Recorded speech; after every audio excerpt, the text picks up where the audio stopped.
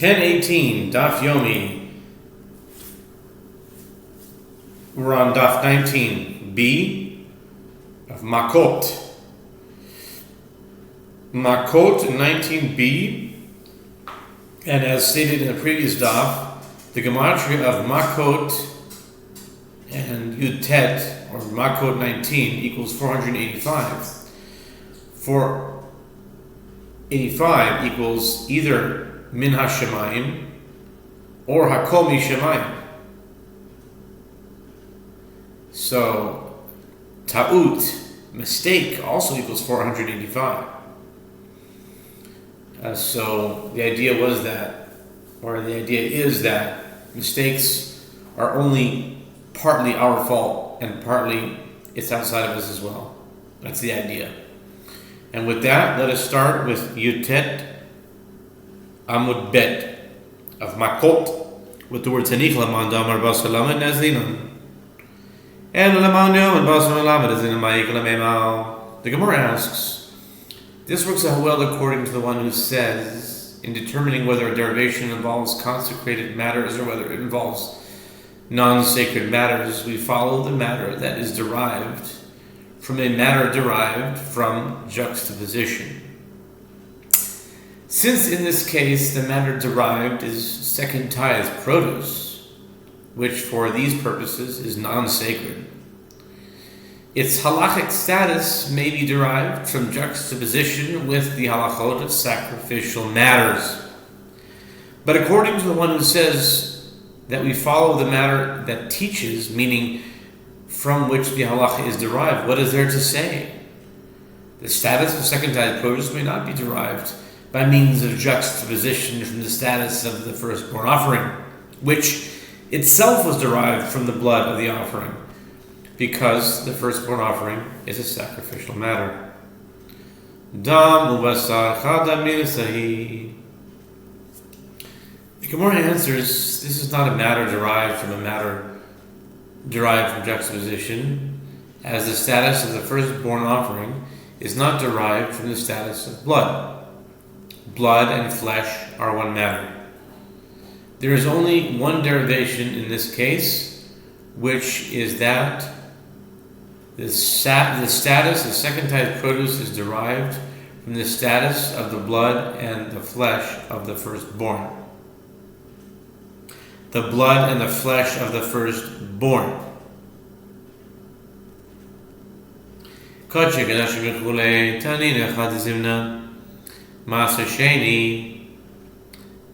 The blood and the flesh of the firstborn. Kachi mechule tanin echad azimna, maser sheni negus l'nivdu. Amar Rav Yossi bar Chanina, Sofer maser sheni tahar v'gavra toir. Dika achir chutz lachoma, reisha maser sheni, tame v'gavra tame, v'kachir le v'Yerushalayim. The Mishnah teaches that one who ate offerings of the most sacred order outside the temple courtyard and one who ate second tithe produce outside the wall of Jerusalem is flogged with 40 lashes. That is 40 minus 1. The Gemara asks, didn't we already learn this one time in the previous Mishnah, 13a, that one who ate second tithe produce or sacrificial food that was not redeemed is flogged? Why does the Tana repeat the halacha of second tithe produce in this Mishnah? Rabbi Yossi bar Chanina said, these are different cases. The latter clause, this Mishnah, is in the case of ritually pure second tithe produce and a ritually pure person who eats it outside the wall of Jerusalem. The first clause, the previous Mishnah, is in the case of ritually impure second tithe produce and a ritually impure person who eats it within Jerusalem. Uminalan demechayev alei mishum tuma. Ditanya Rabbi Shimon Omer, lo bi'alti mimenu batame, ben she'ani tameh vehu tahor, ben she'ani tahor vehu tameh, v'heichal muzar. alachida en yodea. The Gemara asks, and from where do we derive that one is liable to receive lashes due to impurity? It is derived, as it is taught in a Braita, that Rabbi Shimon says that the verse in the portion of the declaration of tithes, I have not put any of it away when impure, Deuteronomy 26:14, is a general formulation that is interpreted to mean whether I am impure and the second tithe produce is ritually pure, or whether I am ritually pure and the second tithe produce is impure. Rabbi Shimon adds, and I do not know where it is that one is warned, meaning where is there a prohibition with regard to eating, although it is clear from the verse cited that it is prohibited for one to partake of second tithe produce while impure. The source for this prohibition is unclear. Tumat haguf behed yeketiv nefesh asher tiga bo v'tama ad ha'ariv lo yochal min ha'kodashim v'gomer ela tumat atzmo minayin. Before citing the source of the prohibition, the Gemara asks, with regard to one with impurity of the body who partakes of second tithe produce, it is explicitly written, a soul that touches it shall be impure until the evening, and shall not eat of the consecrated food, Leviticus 22, verse 6, which the sages interpret to include second tithe produce. This is a prohibition with regard to a ritually impure person partaking of second tithe produce. But when Rabbi Shimon says, I do not know where it is that one is warned with regard to eating, he is stating with regard to the impurity of the second tithe produce itself. From where is the warning derived? Tichtiv lo tuchal lechol b'sharecha u'lehalan hu omer b'sharecha tochen tameh v'azaro. The Gemara answers, it is derived as it is written with regard to second tithe produce, you may not eat within your gates the tithe of your grain or of your wine or of your oil, Deuteronomy 12:17. And later, with regard to a blemished firstborn animal, the verse states, within your gates you may eat it, the impure and the pure may eat it alike, Deuteronomy 15:22. V'tanya devei Rabbi Ishmael, אפילו טמא וטהור אוכלים בקערה אחת ואין חוששים, וכאמר רחמנא היך טמא דשארי לך גם בטהור הטם אכלותיך. And it is taught in a Braita of the school of Rabbi Ishmael, even a ritually pure person and a ritually impure person may eat of the flesh of a blemished firstborn animal in one dish and need not be concerned, as there is no prohibition for one to eat it while he is impure or while it is impure. And the Merciful One says, it is that impure flesh of the blemished firstborn that is permitted for you to eat with a ritually pure person within your gates there. Whereas here, in the case of second tithe produce in Jerusalem, you may not eat it within your gates in the manner that one eats the flesh of the firstborn. Uminalan deve pediahu. The Gemara states that in the case of second tithe produce that was not redeemed, cited in the previous Mishnah, is referring to second tithe produce that is impure. This indicates that impure second tithe produce can be redeemed. The Gemara asks, and from where do we derive that impure second tithe produce is subject to redemption? De'amar Rabbi Elazar, minayin lemasa sheni, shenit ma shepoidin o Yisrael fil Yerushalayim. Talmud lomar, ki lo tuchal seito, ve'ein seit el achila, shene'emar, v'yisa mesaot me'et panav. It is, Rabbi Eliezer says, from where is it derived with regard to second tithe produce that became impure, that one may redeem it even in Jerusalem? It It is derived from the verse that states, because you are unable to carry it, as the place is too far from you, and you shall turn it into money. Deuteronomy 14:24-25. And se'et means nothing other than eating, as is stated in portions. Masot were taken to them from before him. Genesis 43:34, referring to gifts of food. Therefore, the phrase you're unable se'eto means you cannot eat it, referring to a case where it is impure. The Torah states that in that case one may redeem the produce even if it is in Jerusalem, not at a distance.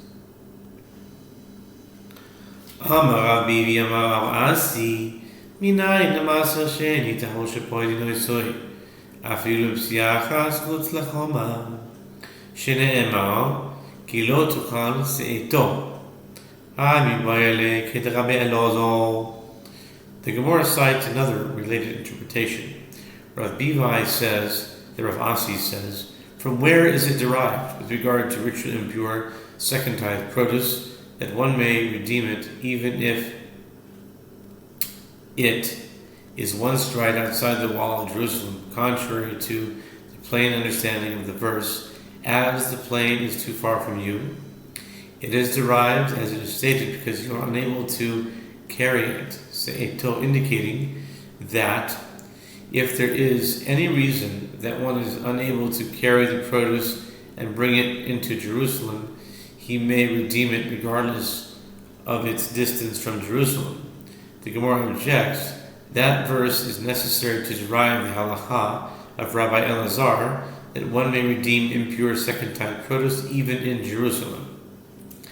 Im kein le'makra lo tuchal lo mai se'eto ve'ema kulo lahachi hu de'asa. Im kein le'makra lo tuchal litlo mai se'eto shma mina tarti.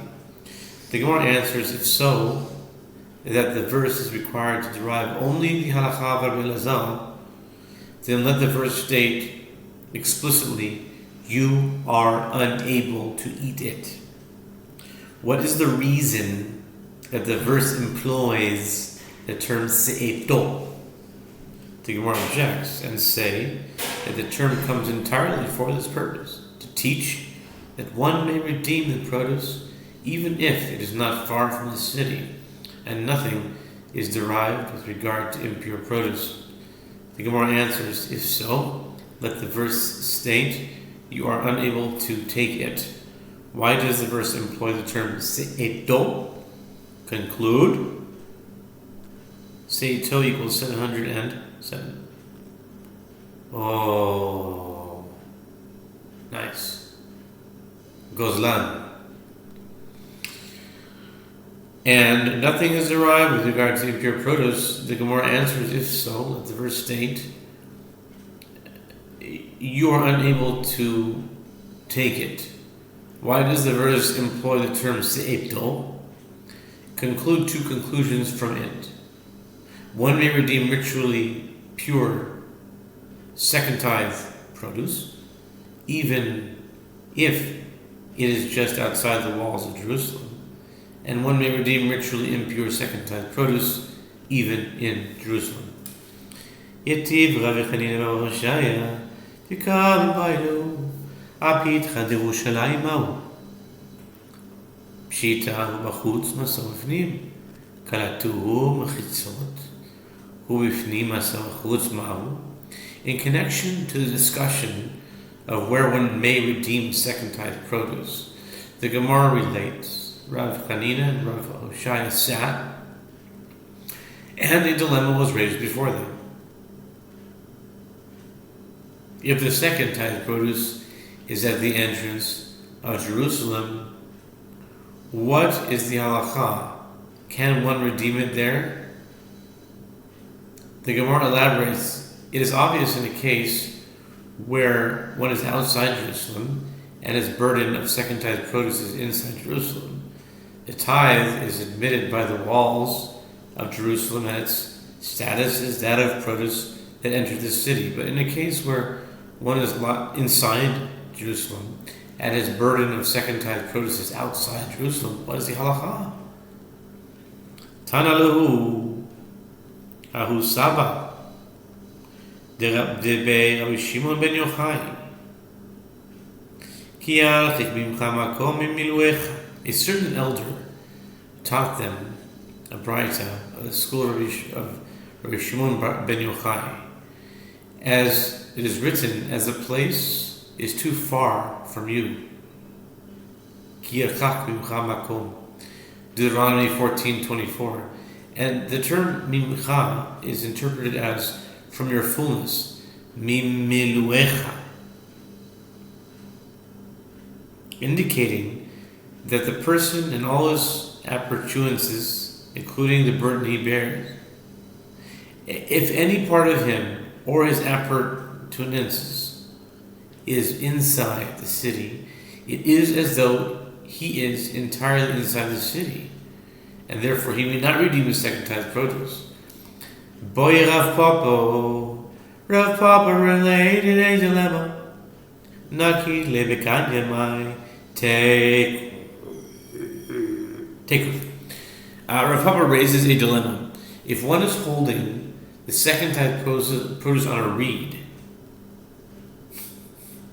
and it is suspended behind him, what is the halacha? Since he is carrying the burden, does it fall into the category of his fullness? And it is no different from a burden that he bears on his person, or does its status differ because it is not actually resting on his body? The Gemara concludes, Teku. The dilemma shall stand and resolve. This might be the 188th Teku, I'm guessing. 188, 189, possibly 187, around there. And I should update my Teku count based on the Sofer Teku for when the Messiah comes. Amar Rabbi Yossi, Amar Rabbi Yochanan, Ma'aser Sheni Mai, Mimei Messiah Chayven Alav, Mishoro B'nei Choma, Mai Taimi, Damokro Lifnei Hashem Elokecha, Tochlena, Shana Bashana, Uchsif, Ki lo tuchal lechol b'sharecha, Kol echet yigreinen b'lefnei Hashem Elokecha Tochlenu, Karinen Belo tuchal lechol b'sharecha. V'chol echet lo karinen b'lefnei Hashem Elokecha Tochlenu, lo karinen belo tuchal lechol b'sharecha. Rabbi Asi says, that Rabbi Yochanan says, with regard to second tithe produce, from when is one liable to receive lashes for eating it outside the walls of Jerusalem? It is from when the produce entered within the wall of Jerusalem. What is the reason for this? It is derived, as the verse states, with regard to second tithe produce before the Lord your God, you shall eat it. Deuteronomy 12:18, and it is written in the previous verse, you may not eat within your gates. Deuteronomy 12:17. From which it is derived anywhere that we read concerning it, before the Lord your God, you shall eat it. We read concerning it the prohibition, you may not eat within your gates. It may not be eaten outside the walls of Jerusalem. And anywhere that we do not read concerning it, before the Lord your God, you shall eat it. As the produce remained outside the walls, we do not read concerning it the prohibition, you may not eat within your gates. Meisve Rabbi Yossi Omer, Kohen שעלתה לידו תאנה של תבל, אמר תאנה זו תרומתה בעוקצה, מעשר ראשון בצפונה, ומעשר שני לדרומה, והיא שנת מעשר שני, והוא בירושלים. או מעשר ani v'hu b'gvuli nachla. The Gemara raises an objection from that which Rabbi Yossi says, with regard to a priest, that a fig of untithed produce came into his possession, and he seeks to separate terumot and tithes from it. He says, this fig I designate its terumah, At its stem, I designate its first tithe and its north side, and I designate its second tithe at its south side. And it is a year when the second tithe is separated, i.e. the first, second, fourth, or fifth years. First, second, so 1245, and then 36. So 1245, the years of the sabbatical cycle, he's in Jerusalem. When he recites this formula, or he says that poor man's tithe should be designated at its south side if it is the year of poor man's tithe, meaning the third or sixth years of the sabbatical cycle, and he is located anywhere in the outlying areas not in Jerusalem. In those cases, if he ate the fig,